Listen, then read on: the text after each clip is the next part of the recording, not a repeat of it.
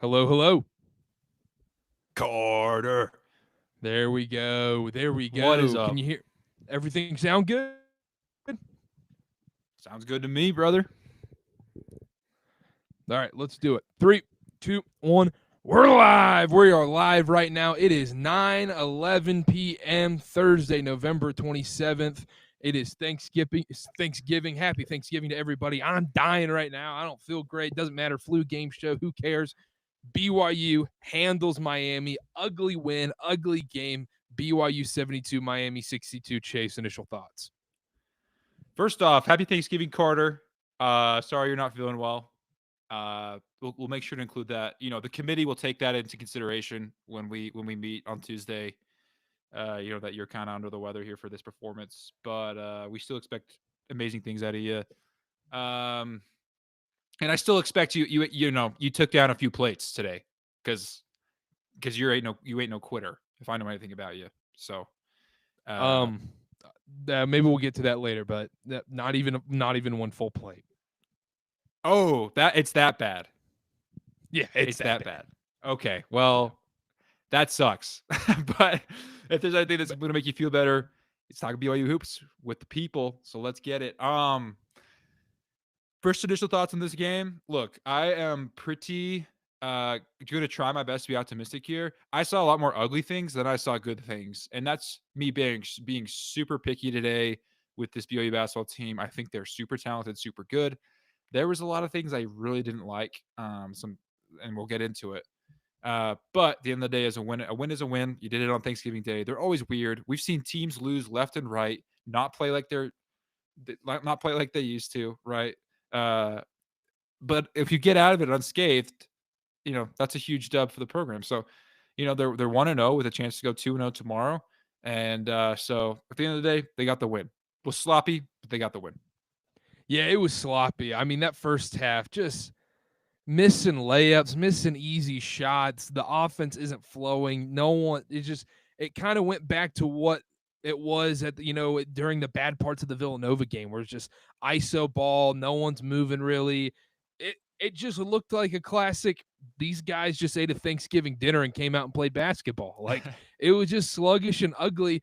Luckily, Miami couldn't hit a free throw or a jump shot to save their life in this game, and BYU was able to get out of this one. But yeah, first half sloppy, ugly. Second half turned it up a little bit, turned it up enough to get it done. You can't complain after a 10-point win or anything, but there are some positives, and let's get into the positives. Kennard, Moo Davis is back. What a game by Moo Davis, hitting some big time shots. Those two end of the shot clock threes were absolutely massive in this game and were complete momentum killers for Miami. Once he knocked those in, get out of here. Also, we usually wait to go into the chat until a little bit later on, but shout out my brother Kinley in the chat, reminding me once again that this should be the A block of the show. Shout out Julio for the Uber driver from the Wisconsin reaction show said, by the way, Moo talked to me. He's playing against Miami next week. He's cleared to play and everything. We got a John Mateer scoop on the show live, Chase. Hey, shout out Julio. I hope I didn't discredit him when we were reading it. You had to take it for what it was, grain of salt. I didn't want to report it as fact, but my dude was dialed in. He really did Uber for Kennard Davis. He was locked in, and tell you what, it was good to have Moo back. I don't know the full extent of the decision behind BYU letting him come back after 2-game suspension and everything. I'm assuming we'll hear probably a little bit more details. Maybe not. Maybe we won't. Yeah, but I really not. don't Maybe care. we just don't hear anything. I think BYU handled it the way they handled it, and I'm very glad Moo's still with the program, and I'm very glad he's playing basketball again. And I think everyone deserves a chance to make mistakes and keep going. And super happy to have him playing hoops again. Julio's back in the chat. Hey, everyone, shout out you, Julio. Shout out Julio. Right. I told you guys. You sure did. We told him we'd give him the credit. I mean, Chase, we're sitting here with journalism degrees, supposed to be Big J journalists. Meanwhile, Julio's doing the real work, boots on the ground, man.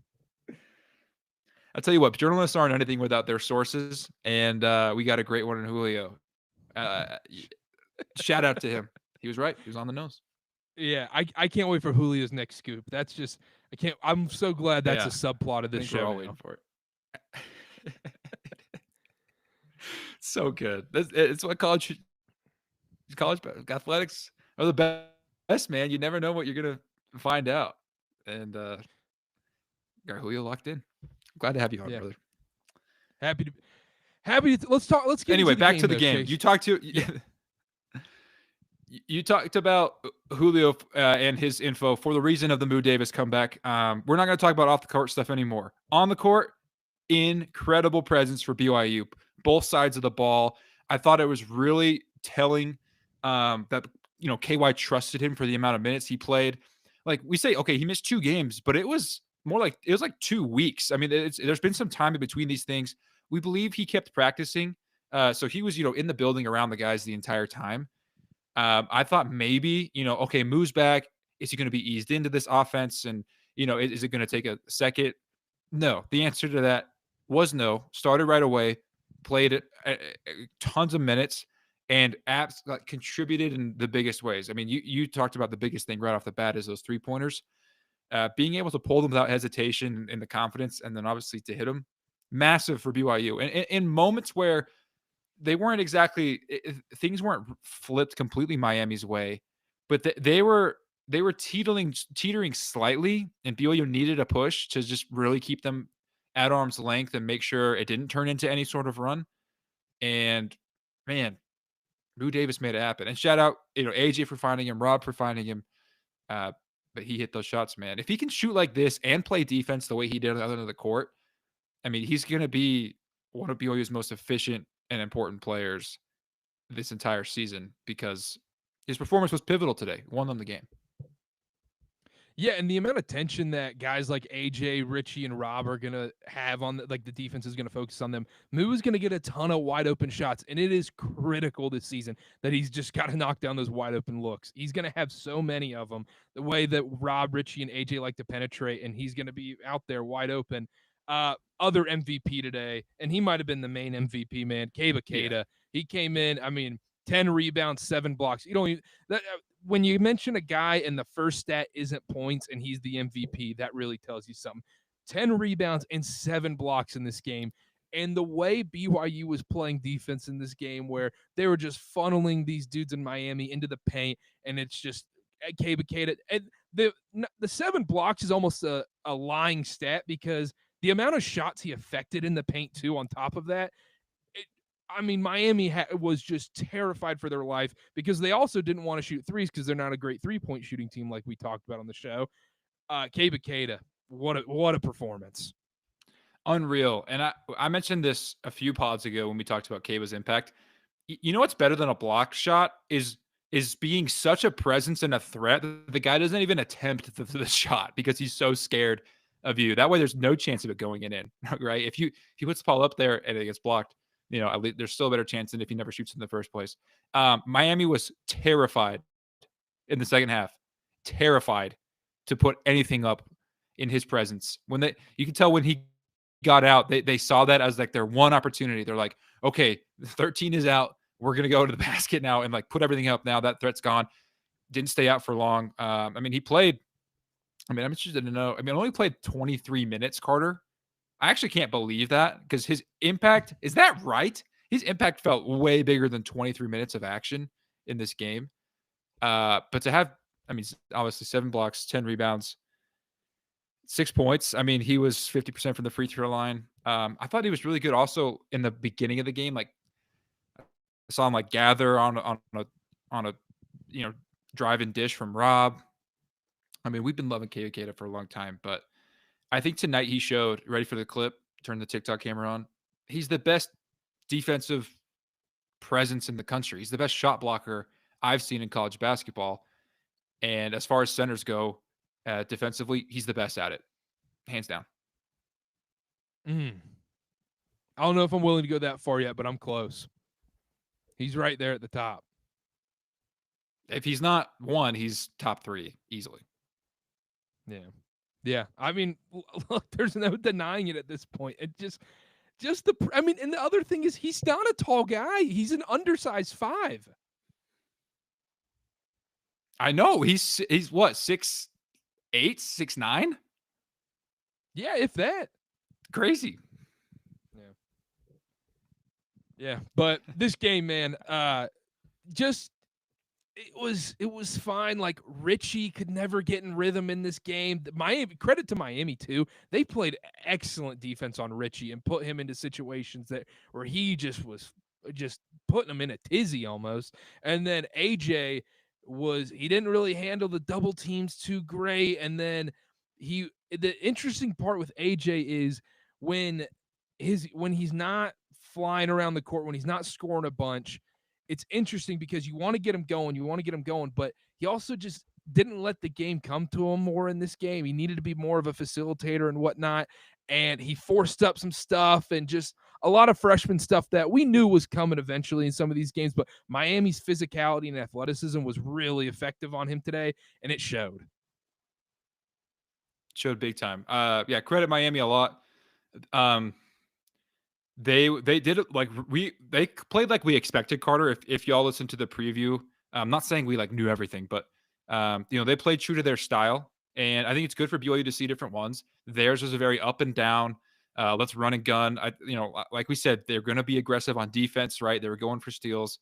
They really handled the boards against BYU, and that was a frustrating thing for the Cougs, big time.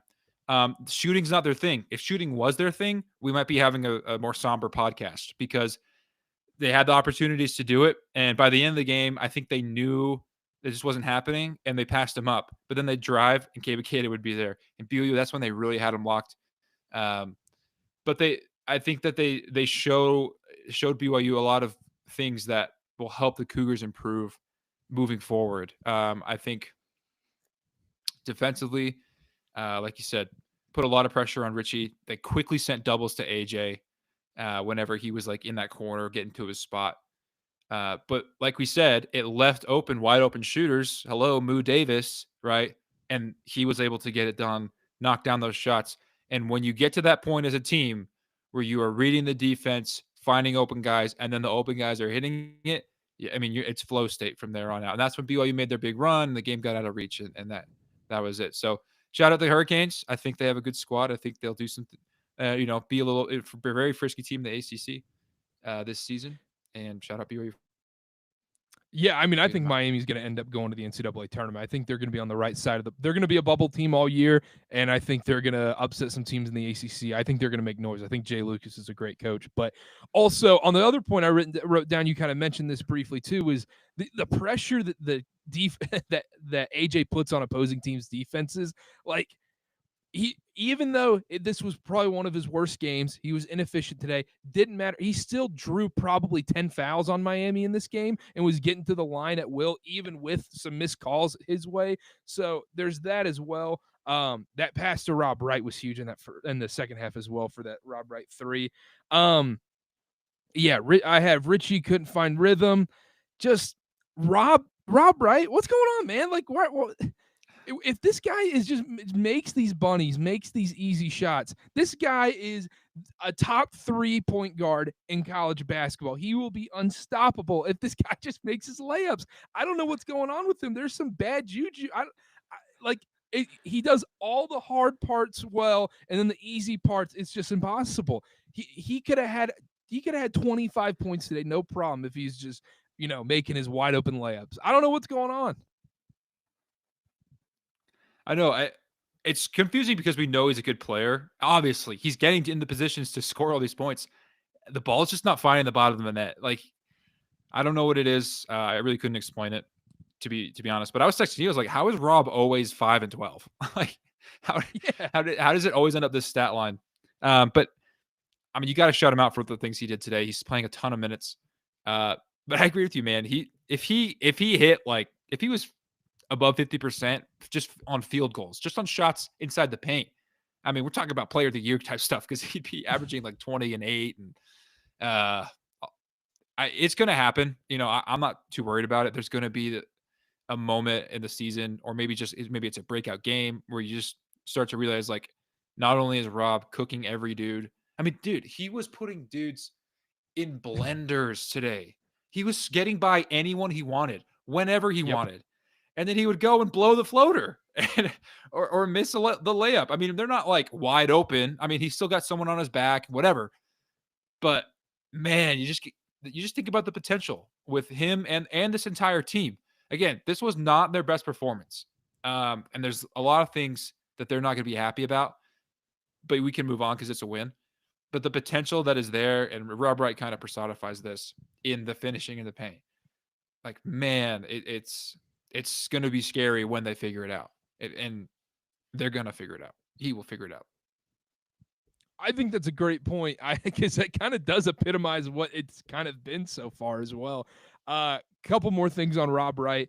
It is no surprise that he was plus 19 and plus minus. I know we all know plus minus. It's a confirmation bias stat, but when he's in, it's just a different BYU basketball team. And plus 19 did not lie in a 10-point win, which was kind of it was a lot closer than 10 points for the majority of this game. He was hovering around, a plus 12 plus minus when this game was tied up at that point. And then also going back to the crossovers and getting into the paint, just the fear these defenders have when he starts getting into his moves and gets into his dribble moves. And then like he does that behind the back dribble where he's hesitating one way and going the other. It's just unstoppable how you defend that. It's your only hope is he misses a wide open layup. Which was apparently their game plan. And honestly, it kind of worked a little bit. I mean, you lose the game. Yeah. It's so fun watching him play. Go ahead. Going back to our previews, patting ourselves on the back from the previews. Biggest difference in the game, like I said, was going to be Miami at the free throw line. And my gosh, this team, they were already bad before this game. They were like 65% from the free throw line coming in. 7 of 17 from the free throw line, missing front ends of 1-and-1s, and just killers for Miami. BYU wasn't necessarily great either. 13 of 20 is not great, but still 7 of 17 from the free throw line is disgusting stuff for Miami. You got to the point where I was kind of like, oh, foul? Nice. I think they're going to miss these. Like, I just have a feeling. Man, shout out the crowd. It was so BYU in that building. I don't know if you saw pictures, videos from our guys on Twitter and stuff. You could hear it through the TV too, man. It was full on BYU crowd. Like Miami did not have a ton of supporters out there. Thanksgiving Day, I get it, but the Disney World people were in full force. So you know how they call like Madison Square Garden like Cameron North for Duke, and all these places have their neutral site venues that are basically secondary home courts. I think Disney World is a home court for BYU. Give it to them. Like Cameron, give Duke Madison Square Garden and call that Cameron North. You got BYU Disney, man. They're not going to lose at Disney. They're going to have the biggest home court out of anybody else at Disney World. I'd rather play at Disney World than the Delta Center at this point. I mean, I think the crowds are just better. I'm just kidding. Nice. Just kidding. They're better when you price the heck out of fans, but that's over and done. We've talked about that. I mean, another game at the Delta Center next week, but yeah, you're right. Well, it's not sponsored the same. I wonder what ticket prices will be for that one. They're not great. It's low. It's affordable. I'll put it that way. Awesome. Okay, well, I want to talk a little bit more about Kennard Davis. He's getting a lot of love in the chat, as he should, because he was awesome. The big thing that stands out to me, some people might look at this game and be like, okay, he took away shots from Richie Saunders. I really didn't see it that way. I saw my Miami team really focusing on Richie Saunders, who had watched their film, saw what he did to Wisconsin, and honestly the entire season, and hone in on him, and not exactly focus on Kennard Davis. We talk about BYU, talk about a big three, right? Production comes from those. They scored 85% of the points, right? Today was the first time we really saw someone else. I think it's the first time one of those three guys did not lead the team in scoring, which is one thing, but also just another dude that you couldn't rely on to share the load. Like, not only was he was just hitting wide open threes. He was leading transitions, right? Breakouts. He was, attacking closeouts and going to the basket. It didn't always result in a shot. And he's not Rob Wright. He's not crossing dudes up to get there, but he was still being aggressive. He's not just a sit there, shooter. He's more in that offense. And he looked so comfortable. I was shocked, to go back to what I started with. Shocked with how comfortable he looked after having, not played a couple games. And I really, this might sound dumb, but I didn't realize how much BYU missed him until today because, I thought, you have the Delaware game, right? And it's one thing. Then you play UConn, then you play Wisconsin, and they look awesome against Wisconsin, and you just kind of forget like, oh, they are missing a starter here, and it's a legit starter. It's an important starter. And I think today he really showed that. Like, yes, and it's easy to say that because it's like, oh, he had 18 points, like he hit 4 threes. It's all the other stuff too that I also said. It's so great to have him back. Yeah, well, the other thing we don't talk about enough is with him being out, how much more pressure that puts and how much more energy guys like Rob and AJ and Richie have to exhaust on the defensive end as well because you're out your defensive stopper. Moo Davis is supposed to guard the best perimeter guy on the other team, and then meanwhile, Rob, AJ, and Richie aren't able to take as many, not take possessions off, sort of say, but you know what I'm saying? Like you're just having to play harder because you're missing your number one guy on defense. And we've talked about this in previous episodes. Like Kaba and Moo are the tone setters of this team. It all starts on the defensive end for this team, and then it translates to the offensive end. And the fact that he's able to contribute this much on the offensive end as well is just so massive. When Richie and AJ play their worst games of the season and he's able to step up like this, and BYU's able to have a fairly comfortable win against, I think, a borderline NCAA tournament team, this is a massive confidence booster going forward, and it's great to have him back. It really is. And I don't think they played necessarily well today. I think he was the one. Him and Kaba were the ones I was most like. I think they brought energy. I think they were focused. I tweeted something out at halftime that like I think this is like the sloppiest, most unfocused, casual basketball I've seen from BYU in a very long time. Since That happens, like I said, since Delaware, Thanksgiving and stuff. Since when? Could we? I think this first half was more frustrating than the Delaware first half because I think Delaware was kind of low key just hitting shots and like getting to their spots. This one, Miami wasn't necessarily killing you with like elite offense. They were just out rebounding and out hustling and looked like they just knew more of what was going on than BYU did. That might be a hot take. The Delaware thing was crazy. They figured it out, and they figured it out tonight. But it happened against UConn, man. We say this, you can't do this against good teams. Well, guess what? You did it against the good team. You looked like you were going to get run out of the gym. Then you showed who you actually were. You wound up losing to a top 5 team by 2 in Boston. What if you had just shown up on time in the first place? We're talking about a different BYU. You're talking about undefeated top 5 themselves. They didn't. It's whatever. Move on. It's a long season. They got a lot to learn. But I can't keep seeing these sloppy, casual, unfocused first halves because it will come back to bite you in the biggest games that matter the absolute most. Thankfully, today wasn't one of those, but I don't know, man. Yeah, and I don't think it's going to happen tomorrow against Dayton as well. We'll get into that preview a little bit later. You mentioned the boards and the effort in that first half.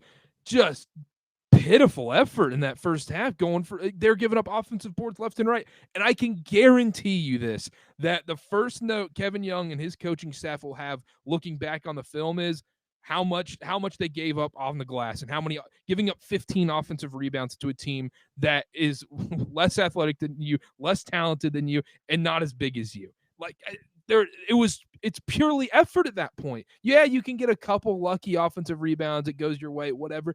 At some point, when you're getting out rebounded like that in the first half, it's effort. And so I can guarantee you that's going to be Kevin Young and his coaching staff's first point when they watch the film and talk to the team tomorrow. Absolutely. I mean, you can just compare the two halves of the stats there, and they tell the story. Not completely, because you also need to watch the game, but like the K thing, and everyone just started to invest more into the dirty work and kind of figure it out and focus and be like, hey, we're here to play a basketball game, a high level basketball game, and win it.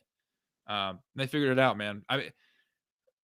I'm afraid they're relying a little bit too much on how just so dang talented they are and letting these moments kind of pass in their mind.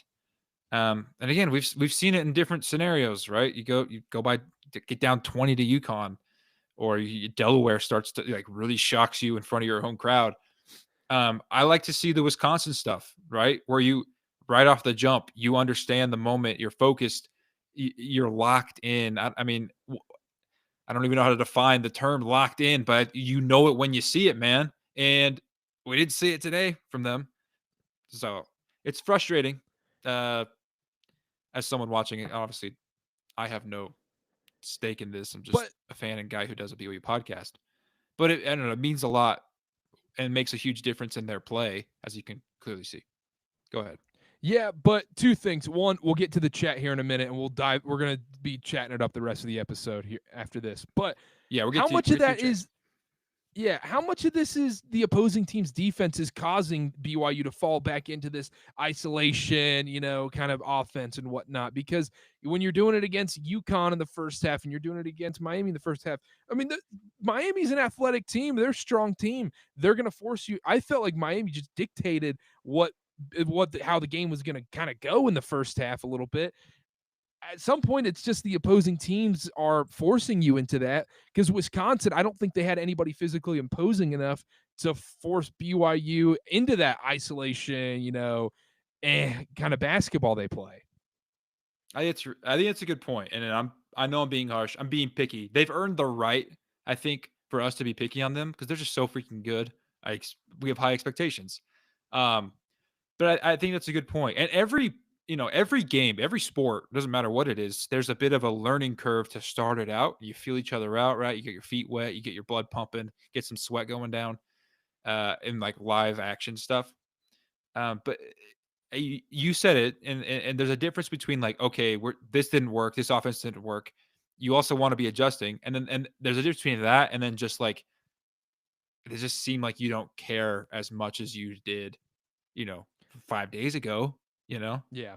and that's the stuff that really starts to kill, and then that impacts how you rebound, how you play defense, how many fouls you pick up, and all this stuff. But I'm being super picky here. I know that. Yeah. It's okay. I mean, hey, that's what you're if you're talking about a national title level team and that's what you're going for, you have to be picky and stuff like this. But Have to. it is a November MTE event that probably won't matter here in about 2 weeks once we're getting into in 3 weeks when we're getting into conference play. You're absolutely right, Carter. You're absolutely right. All right, the people are waiting. The people want to talk to Yeah, us. We want to talk to you let's guys. Let's get into the chat. I'm starting from the beginning, and then we'll steamroll through. Shrimpy Jack said, "How about Stranger Things season 5, though? Not a Stranger Things guy, Chase." I haven't seen a single episode. Sorry, Shrimp. Shout out Coug Nation 92 Houston. Houston fan. Dawson What's up, brother? Baker news? Question mark. We have not gotten any intel on Dawson Baker stuff. I'm sure stuff will be announced here soon, but it did not look good. It did not look good. And as someone who was pre-med for about 2 years at BYU and decided to bail on that and now is doing this, it's ACL, fellas. I really, really, really knock on every piece of wood I could find. Hope it's not.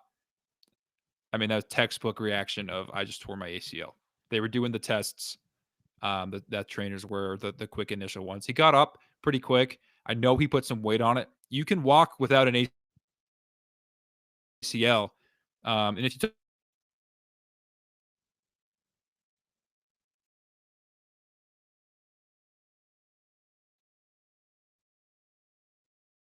talk to people who've torn it, but it looked like that to me. I really hope because this would be it, wrong and all that stuff. But that's what it looks like to me. I'm not reporting because there is no news. They haven't said anything, so don't take that as doctrine.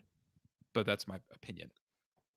Yeah, we just need there's got to be a doctor that listened to this show that saw it, then they can let us know what it is. But yeah, the news will come out when the news comes out and everything. And it just sucks for him, man. Like, especially if he is going to miss an extended period of time. Like, he was finally figuring out his role in this team and, getting his mojo and figuring out, figuring out his spacing and his rhythm within this new team he's a part of. And he was great at catching and shoot shots and everything. He didn't have a great game today, but even then, though, like, he was great against Wisconsin. He was huge against UConn in that second half as well. And it just sucks to see this, man, especially because he's been dealing with these injuries a lot in his career. Yeah, he has. He's a dude that's battled, his entire time in college, and it sucks. Really sucks. We're not gonna say. We'll say more, when the news comes out, no matter where it goes. But the answer to that question is no official news yet on the Dawson Baker stuff.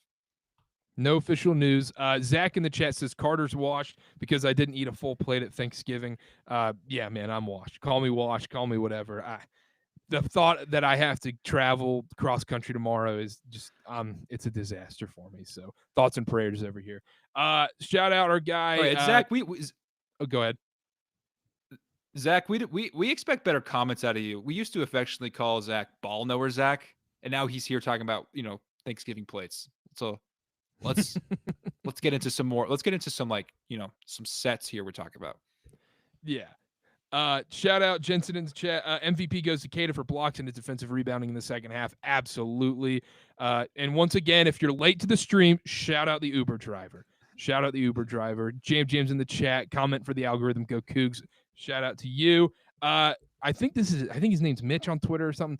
He said, shout out Church Ball, best BYU hoops pod out there. Shout out to you, man. Best fans in the business. Best fans out there. Big J Julio, our guy Julio, man. Julio, going back to the Moo Davis stuff, he said, Jensen said, do you guys remember when Brandon Miller had legal issues for giving his friend a gun that ended up being used in a murder, and Alabama reviewed it and decided to suspend him for no games? Wild times. Yeah, and he said just thinking about that with the suspension stuff and legal issues for Davis. If Chase and we've dealt with BYU in a lot of different capacities. If BYU wasn't 1,000% convicted that Moo Davis is going to be, charges are going to be dropped and everything's going to be fine, there is a 0.0000000% chance he would have played today. I mean, if there was any doubt whatsoever that that these charges are getting dropped and everything, there's no way he was playing, Chase. There's no way. 100%. We know how BYU works. They're the most careful university there is with this kind of stuff. Very well said, Carter. I think something that Robbie McComb said, he's pointed out on Twitter, I think it was a really great comment from him.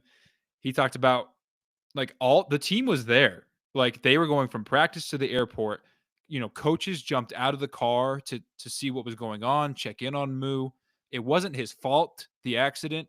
And so he pointed out that there was no facts to collect. There was no story to dig up. There was no mysteries because the people who needed to know what happened, they were right there on the scene. And so there was no investigation into Moo. I think BYU reviewed it. They talked about it. He was suspended, right, for that time.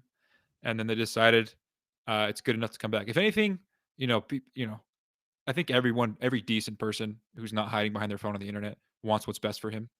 But if anything, I think it speaks to how not that much of a deal it was for him to just be able to come right back. And like you said, BYU wasn't going to compromise, themselves and their name in any way because it is most carefully. I mean, BYU lost their starting quarterback, this season, and it was without.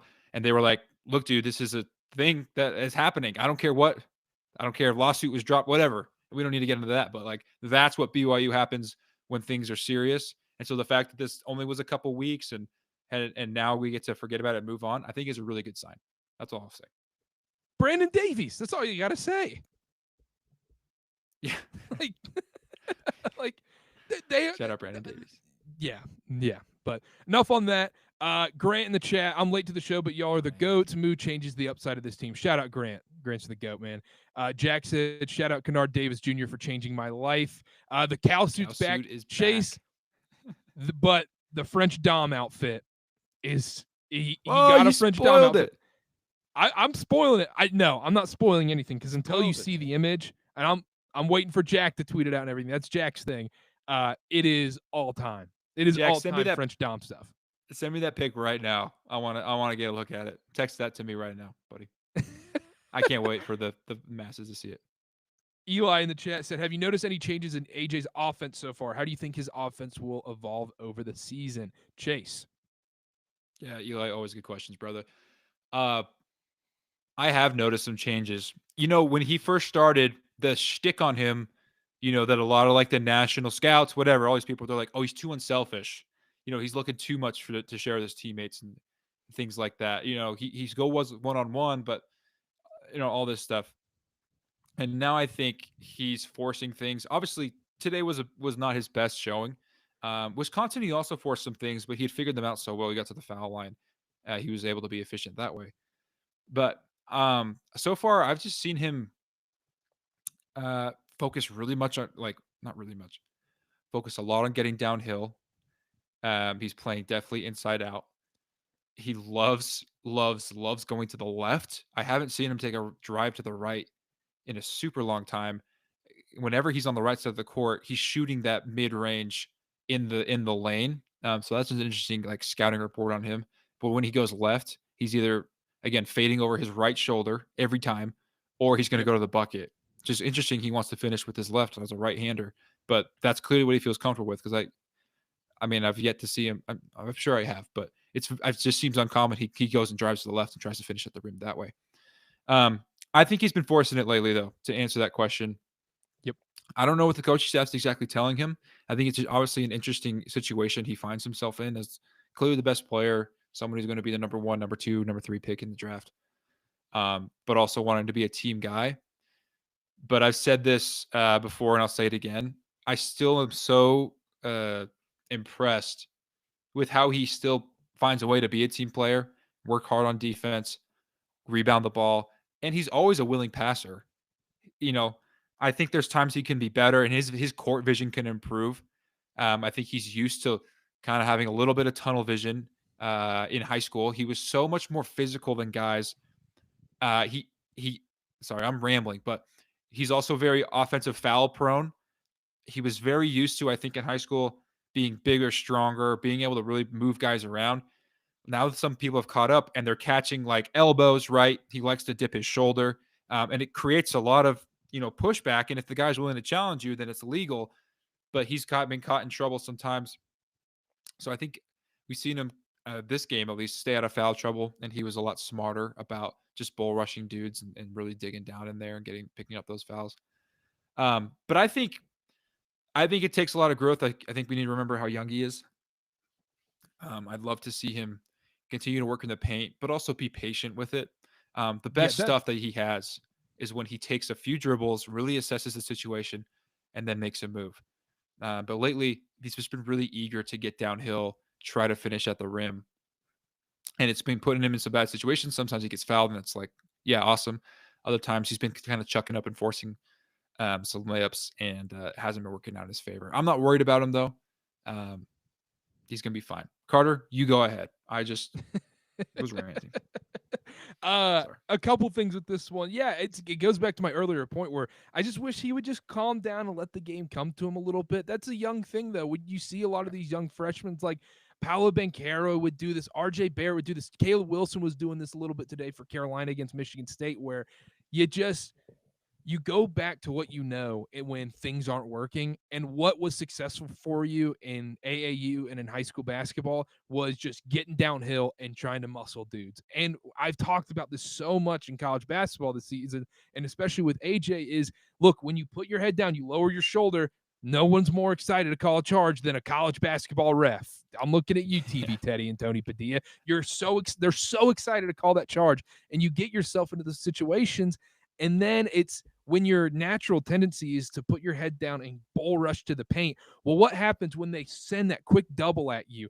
You're gonna be able to pause and take a second and find that open man. And I think he will. I have no doubts about that, especially at his size and the way he's able to move. And I don't think he's necessarily a super like selfish player, honestly. I think it's the coaching staff telling him what they saw from the second half of UConn. It's like, hey, man, clear out and give this guy the ball, because nobody in college basketball can actually guard him. But then when you get doubled, things get a little bit different. He's going to adjust to that. We see this every year with the top freshmen that are supposed to be top picks in the NBA draft. So I'm not worried about it at all, but I have seen a change. And we've known this. We've talked about this on the show. So I'm not worried at all. Great question, Eli. Let's move on. Shout out Davis. Feels like we got a lot of underclassmen contributing. Davis, Rob Wright, Davis, Wright, AJ, and Boop Diamante are freshmen. Yeah, I'm sorry, I'm butchering reading these right now. But he said, hard to tell if guys will stick around with the transfer portal, but we could potentially have a lot of guys coming back. There's also going to be some guys coming in. So That's there's going to be guys coming in and out. There's another day for next year's roster stuff. We got a lot to get to. Yeah. Jack said you can skip it already, but Dawson Baker stuff. If is Dawson Baker stuff serious, can KJ Perry play? KJ can play. It's just a matter of whether he and the coaching staff are willing to burn a year of eligibility for him. So that remains to be seen. And that would be in January, starting second semester. Shout out Williams Freeman in the chat. This felt like a chemistry reset game, kind of similar to Delaware, which was the first game Moo was out. It kind of threw a wrinkle in the rotation role progress that they were building the last 3 games. Miami had a pretty good game plan, and all of Maras and Diamande's minutes went to Moo this game, it felt like. And I know they played a little, but I thought Diamande should have gotten a little more run, Chase. I actually agree with that. I think it's a valid take. I thought Diamande, finally hitting a 3 was huge. It was the confidence booster. Oh my gosh. And if he can do that, then I get him on the floor. He needs more minutes. I think with Dawson Baker out, we're going to see he was the bona fide 6th man who steps into that role. And Boop's obviously the go-to guy to sub for the forwards. Who's now the go-to guy to sub for the guards? Might be Diamande. He might have solidified that. I don't know yet. We didn't talk about the Dawson impact on Rob Wright, another point guard down, and what you're going to do there. But to get to Williams' point, I think it's a really good one. Diamande was showing me some stuff. He also had that move where he got to the paint. He went 1 to 2 from the free throw line. I think it was his first miss of the season. I like him from the free throw line.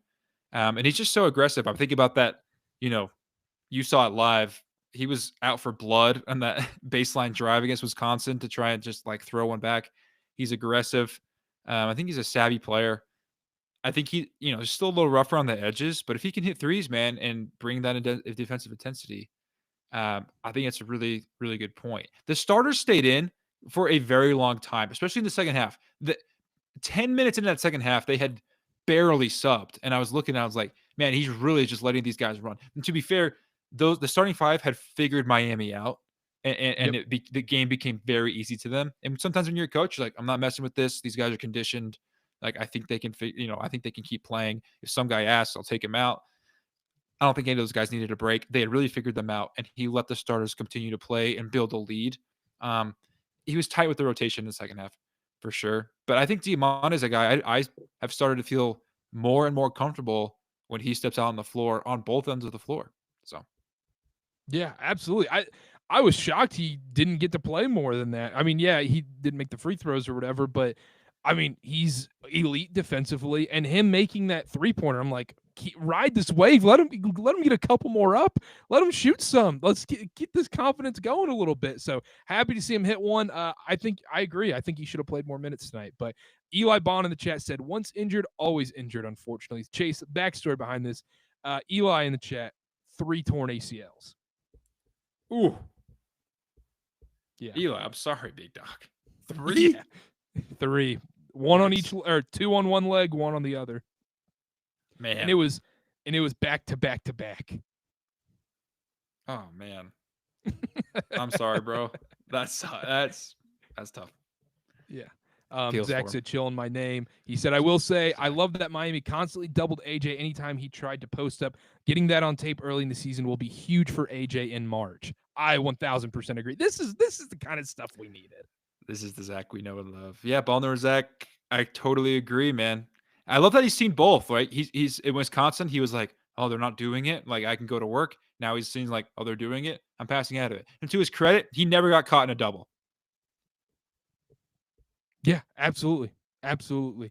Williams is going off Zach's comment in the chat. I'd like to see the coaching staff to get AJ into better positions instead of a straight hard ISOing. That's a great point, too, because another great point. That is because, I don't fault AJ in some of these circumstances and whatnot, because the coaching staff's clear game plan is, okay, find them in the bottom, just clear out and give it to AJ and let him post up and go to work. And yeah, that's a great game plan, but eventually they're just going to double and they're just going to take that away. And so how do you respond? So, I mean, we spent a lot of time on that. So Williams said also, refs were a little sus though, to be fair. And Eli said, rip Dawson Baker's knee. Yeah, I really hope I'm wrong. I mean, by some miracle, maybe he ends up being able to come back. Maybe it's a sprain or something. But by the way he stopped, didn't look great.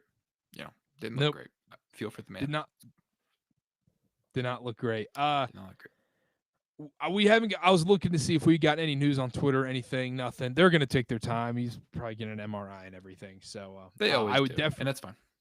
I would definitely not expect him to play tomorrow against Dayton, which can kind of segue into a quick Dayton preview, Chase. I don't know how Let's much do of you caught of the Georgetown game where they absolutely choked that game away and Georgetown forced it to overtime, had a chance to win it in regulation, and then Dayton hit some big shots at overtime, ended up pulling away there.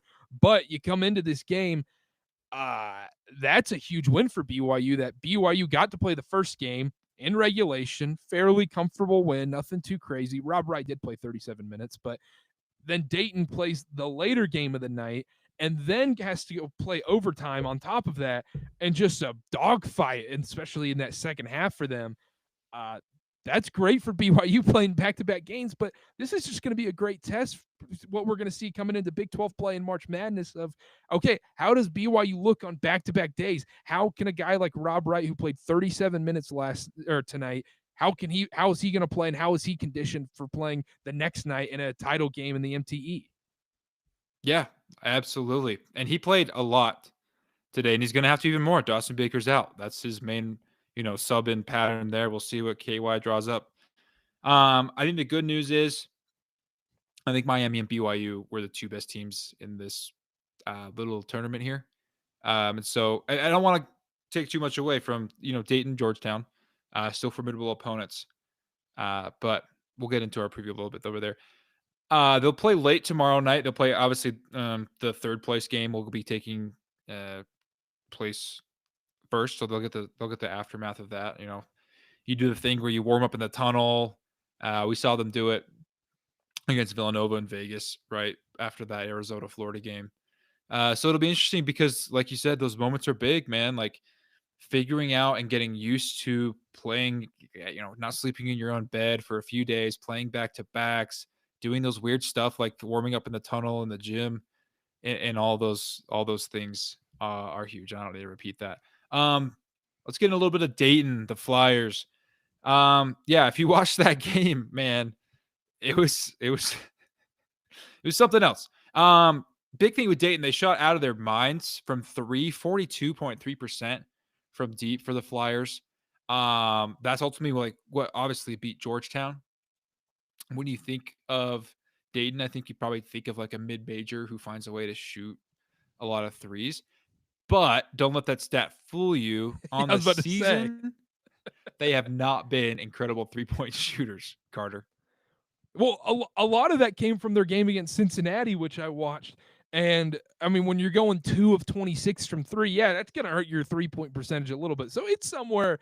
Look, you're not going to shoot 8% from three in probably multiple games in a college basketball season, but they're a low 30% 3-point shooting team, if we're being honest. And I think the matchup I'm most excited for tomorrow night is Javon Bennett versus Rob Wright. Two smaller guards, two electric guards, and two guards who like to score a bunch of points and want to put the ball in the basket. That is going to be a fascinating matchup because they're both lightning quick. They both can get to the paint. They both can shoot the ball. One is a little, I mean, Bennett was so inefficient tonight. I mean, he was putting up a billion shots and it just was not falling for him. I'm curious to see how BYU affects them in this game and everything. Chase, my number one point, though, coming into this game, play the music. Who's guarding AJ DeBansa? Play just at game after game after game. Because, yes, Dayton is going to have to throw doubles because you look at their starting lineup. Okay, their center, he's 7'1". Their next tallest player is 6'5", 6'6". Like, AJ's got 3-4 inches on him and not the most athletic team and everything. I mean, they're going to have to throw super, super hard doubles. I don't know how Dayton gets any stops on this BYU team tonight or tomorrow night. I guess it's midnight on the East Coast. So. 100% agree. We might have to put that on the T-shirt. Church ball merch. Who's going to guard AJ DeBansa? That might have to be the first thing we drop because we'll be saying that for literally every single preview for the rest of this season. And you're absolutely right. Dayton is in the upper echelon of steals. They average like just under 10 a game. You got to take that into context, right?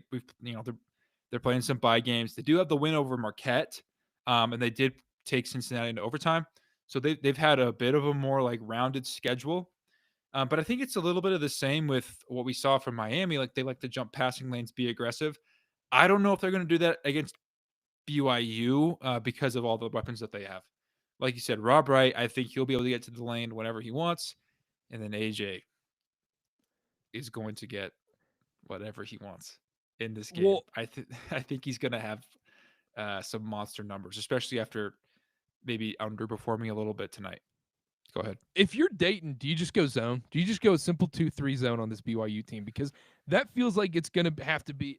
They're going to have to show some flashes of zone tomorrow to throw different things at them. Because, like I said, I think almost everybody on this BYU team is going to have whatever they want on the offensive end. It's just how is Dayton going to be able to get stops?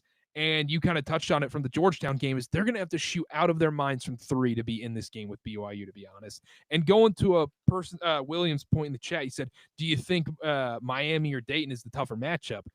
Miami, no questions asked. Yeah, no offense. And, we could be eating our words tomorrow night. Who knows? BYU could blow it. Dayton could shoot out of their minds. And we could be getting put on like a hype clip. But yeah, Miami was the second best team in this tournament. But I think it's pretty easy to say. It's the size, it's the athleticism difference with Dayton here between the Miami Hurricanes. I think BYU is going to be able to run. I think they're going to be able to post up AJ. And like to your point, if I'm Dayton, I'm probably running a 2-3 zone and saying, all right, BYU, let's see if you can shoot. Let's see if you can beat us on from the 3-point line. We haven't seen a ton from you. We'll close out hard. Richie Saunders, maybe Moo Davis, but like that's it. Let's see. You lost your second best shooter, Dawson Baker. He's going to be out for an injury. Who else can step up? It's not as simple as that. BYU can still find ways to expose a zone on the inside, even if it's a 2-3 zone, right? If they just get to the ball to the high post and start to do some work in there or whatever sets they have. Because I've got no doubt KY's got stuff drawn up for it. But if I'm Dayton's coach, that's probably what I'm running here. I'm really excited to see what BYU does defensively. Again, you got to expect Dayton to probably shoot well, even if they haven't on the season, just because, look, if they're going to beat you, that's how they're going to do it. BYU still has a problem giving up some open three-pointers. It didn't kill them today because Miami just was not shooting the rock well, and they really don't. Dayton's probably similar statistics, to be honest, but at least they did today. So you got to treat it like, maybe that's a good gym from them. Maybe it suits their eye, the rim and the court and whatever. Sometimes it does in different gyms. I need to see BYU be super aggressive with the Dayton Flyers. I need to see Rob Wright stay in front of Bennett here, like we're talking about, and he's going to need some help doing that because he's going to be playing 37 minutes probably in this game. But Kay Bacada will be there in the post, and all the Dayton coaches watched that BYU game, and that'll be on the scouting report. But I think with Moo Davis, I think Diamande gets some minutes here to give some different guys some different rest. With Dawson Baker out, becomes maybe the sixth man of this team moving forward. I think they're going to be able to throw a lot of different guards because you could have a lineup where you're going Rob, AJ, Diamande, Davis, Kay Bacada, and that's probably your best defensive lineup. And you're able to switch that. You're able to stick, hit a Diamande like you don't leave this guy, shut him down, and all sorts of things going on. The big thing, you just can't give up open threes, and if Dayton gets hot, they'll have a chance to win this game. Yeah, I think that's fair. And also, like you touched on at the start of the show, don't come out sluggish. Don't come out sleepwalking. Come out of this game aggressive from the jump like you did against Wisconsin. Get downhill, get to the paint. And a lot of that does hinder on, is BYU hitting 3-point shots early? When we've seen BYU their best, it's when they knock down 3 balls early in the game, so it opens up the paint and everything, and then the floodgates open for BYU. But having that early start and making a statement, not coming out sluggish in a game like this. Now, do I think they can afford to be sluggish in this one and get it done? Don't let them listen to this. But yeah, I do think they can. I think that they come out and have a similar first half. I still think they can beat this Dayton team in the second half if they're losing. I do. but you just want to see them come out with that extra bit of aggression that they have. And when they have that level of focus and effort to come out into a game, they're almost unstoppable, it feels like at times. And like we saw against Holy Cross, not a great team, and then Wisconsin as well. So, Chase, we'll get to some chats before we run. Score prediction for this game. Yeah, I'm going to go with BYU wins. I think they scored more points. It obviously was pretty low scoring today. Oh, yeah. Not a big surprise there. Not a big surprise is not the right word. Captain Obvious there is more what I meant to say. I think they score into the 80s this time. I'm going to go BYU wins 85 to I think they could shut down Dayton. 85 to 68. I think they win pretty big and keep Dayton low. I have my score written down, Chase. No, you don't. What is it? Come on. 86-67. Wow. And locked in. Shout out my guy, Cole Adams. If you're a college basketball fan, you've definitely seen him on Twitter. Dayton fan, Dayton guy. Sorry, Cole. I think this is I think BYU runs away with this one tomorrow night. But before we run, let's keep going to the chats before we get out of here. Zach said, are we hanging a banner if we win the NTE tomorrow? A Terry's Chocolate banner coming up in the Marriott Center? Hey, man, I don't know what that trophy looks like, but I bet it's pretty sick. I'm just kidding. What's a bigger deal? Terry's Chocolates, man. Terry's Chocolates title rings or NBA Summer League title rings? Ooh. I mean, this is coming from a Hornets fan. You were bragging about Summer League is way bigger, by the way. The Summer League banner just a few moons ago, if I can recall correctly. I'll take Terry's Chocolates over Summer League, though. Bad answer. Williams in the chat said, I hope they press us. And I'm glad we got to this comment because there was a couple times Miami tried to show a bit of a pseudo press type thing. And the fact that how easily Rob Wright can handle that press and how tight his handle is something we haven't seen out of a BYU point guard in quite some time, that if you're pressing BYU, you're just going to get burned. Dude, it wasn't even a press. They were so scared of Rob Wright blowing by them. They just ran straight backwards. I mean, it was kind of funny to watch. I don't know a team in the country that could possibly press BYU. Zach said, do we get some Kostic minutes tomorrow? I want to see it. As someone who, I just think he's comfortable with the ball in his hands. I don't know how he would respond to a intense physical ball pressure against an athletic team. I think he's the best option for backup point guard on this team. I mean, who's even point guard? Is he even listed at a point guard? I think I'd rather have Kostic bringing up the ball and initiating it than Dawson Baker, to be honest. I agree. Dawson's a quintessential two guard. And plays it really well. But I don't know. I think William made a good point right after that. I think we probably see Morus before Kostic, and they let AJ bring the ball up in the non-Rob Wright minutes. Can we ban this guy in the chat? Zach said, anyone else a Morus hater like me? Get out of here. Zach, no. Hey, banned from the Morus bus. Morus is he's gonna come in and drop 4 threes tomorrow and be like, isn't Morus awesome? This is how these fans work, man. Zach. Real talk, Zach's like my best friend, so I can't be giving him too much crap, but that's a bad comment, dude. That's a bad comment. Morus all the way, dog. Yeah. Eli Wynn in the chat said, Obi Toppin ain't walking through that door. Cougs roll. Can't agree more. I mean, there's ain't no stopping Obi Toppin, but Obi Toppin ain't playing. So ain't no stopping Obi Toppin. Ain't no stopping. William said, Terry's Chocolate over NBA Summer Street Ball. That's an L take. Hornets. Yeah. Hornets. Yeah, he's right. Banners fly forever. Did they put a banner up for the Summer League? Did they actually do that? No, but they should. Thank goodness. Did the Lakers? I think the Lakers did. Good point, William. He got me there. I did forget that Kostic played point for his EuroLeague. He does feel he's super, to Carter's point, he's super comfortable with the ball.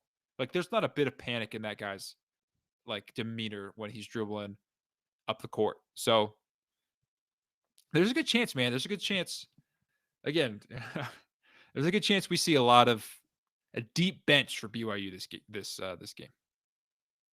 Yeah, I agree. Oh, Zach, what are we doing? What are we doing? Yeah, Zach's in the chat. I mean, we got to get some mods in the chat. We might need our boy Jack Carpenter to be a mod for us in these YouTube chats because we're getting some evil comments here in the chat right now. And then this is a great way to close shop here before we head out. Jackson Payne, this is probably a while ago. He was our guy was in the Twitter chat and said, "Do you think BYU would have played better tonight if the power of the Wasatch had been there?" That's an elite comment. Hey, man. I think everyone plays better when the power of the Wasatch is in there bumping. Oh, man. Yeah, we love you, Jackson. Shout out, I hope he's still watching. I'm sure he's not. I mean, he's over there in Orlando. Shout out him grinding on Thanksgiving. Get boots on the ground. I'm kind of jealous, not going to lie. I mean, warm weather, Orlando, watching college basketball on Thanksgiving sounds pretty awesome. I mean, you're in Idaho. Yeah. Any turkey bowls? Turkey bowls this morning? No, got invited, and I said, I made a business decision. I said, no, I will not be playing at a 9 a.m. Idaho turkey bowl in 20-degree weather. Instead, I will be saving myself for 2 days a week of church pickup basketball. So that is what I'm saving my body for. Why is I guess it's because like people associate Thanksgiving with like the NFL and football, so it became the Turkey Bowl. But like, what's wrong with some like Thanksgiving pickup? Like, to go to an indoor gym and like let's run some, and like that sounds fantastic. So some 8 a.m. pickup hoops before you start eating. That sounds awesome. Why are we so obsessed with football? I mean, football's great though. I had a great turkey bowl. I'm not gonna lie, I had a lot of fun. You played well. Played well, yeah. All right. Played well. Shout out our guy Zion, Duke Zion in the chat. He said, "Boozer." Duke looked unreal. Duke, the funny part about Duke is Duke played like a C- game tonight, maybe a D+ game, and they still come out and beat Arkansas by 8. This Duke team's a wagon. Boozer, no points for the first 9:54 in the first half, and then drops 35 points at ease on Arkansas. Boozer is Naismith Player of the Year. I think AJ should be the number 1 overall pick in the NBA draft when you're basing on potential and everything. Cam Boozer is the best player in college basketball this season. I mean, I can't wait for him to be a Celtic. Legit. I mean, Adam Silver's got me hooked up. It's going to be awesome, man. Yes, BYU did win today. Beat Miami by 10. Shout out Jay Lucas, Duke guy. But anyhow, all right, we got to wrap it up, Chase. Any other thoughts before we go? Happy Thanksgiving, y'all. Genuinely very, very, very thankful for all of you tuning in on the lives, on the recorded. So I know not everyone can make it to the live. Not everyone is chatting with us. But for all the people who do, except for Zach, of course, we're very thankful for you. And hope you had a wonderful holiday, ate tons of good food, and enjoyed all the sports going on, because you only get so many of these days, Carter. You got to live them up every time. Yeah, it's awesome. Happy Thanksgiving to everybody. We got a game to talk about tomorrow night. Terry's chocolate title game, BYU Dayton. Very excited. And the banner. Hopefully we'll be able to go live, Chase. We've got some we're traveling tomorrow, so as things are right now, it's lining up okay to still go live. It will be from the phone. It will likely be in an airport in North Carolina, but that's okay. We should be landing. I'm going to be at baggage claim being like, I don't know. I think we should get some more Diamande minutes. So, and everyone around there's to be like, what is wrong with this guy? You could probably pre-record that live. I think we know what's going to happen here, right? And you could probably just say off some one-liners, and I'll cue them up every once in a while. Yeah, and this is a great way to end the show. So this is pre-recorded for tomorrow's show. Rob is the most important player on the team, but AJ's the best player on the team. Is that all right? See you guys. Good night. All right. See y'all. Good night. Happy Thanksgiving. We'll see you tomorrow.